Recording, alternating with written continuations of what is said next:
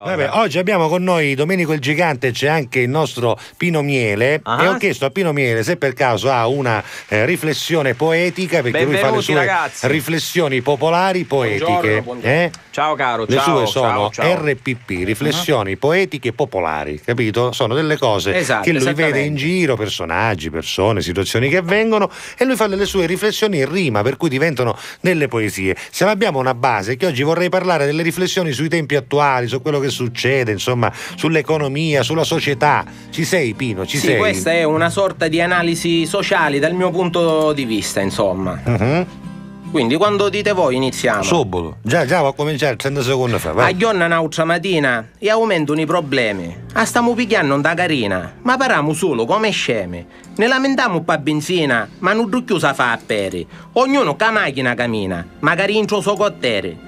Tutti volessero di nuova lira, che all'inchievo portafoglio. Con l'euro non mangia manco pira e non paramo poi di l'oglio, che oramai costa un sacco. E sul muccatto io mi imbroglio, me le ricogliere di supermacco. E intanto arrivano i bolletti e tante cose da pavare.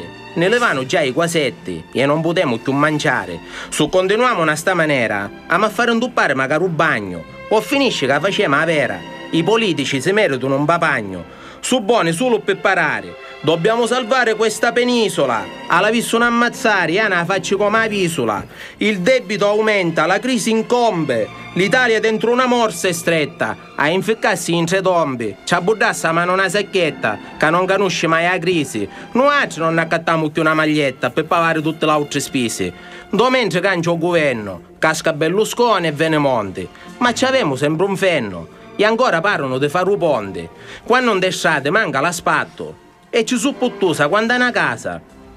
A proposito, voi conto un fatto che ci sturiamo magari a NASA. Pigliai una fossa come Torino, che non voglio esagerare. Di Picaneddo finivo futtino, mi stava a ammazzare. Una volta fossi era più bello, c'era meno malvagità. Ora con tutto sto budello passa magari a volontà di mettere un nei picciriddi. Se non potremo consare a tavola, che a mangiare figliereddi. Non ci può contare manco una favola e non chiuse scancianeddi. Tant'anni fa passava un carettedo e ne accattava un gelato. Pigliando i soldi in do carosello o chi che non aveva varagnato. Invece oggi sti picciottelli sono capaci di fare una rapina e da pezzarci magari a pedri per da cosa anche in tra bustina. Priamo il nostro patretenno che a sto mondo può canciare. Sulla così finisce un menno. L'umanità non sa scandare. Non c'è politica catene, solo Dio può sistemare i cosi tinti e tutti i peni.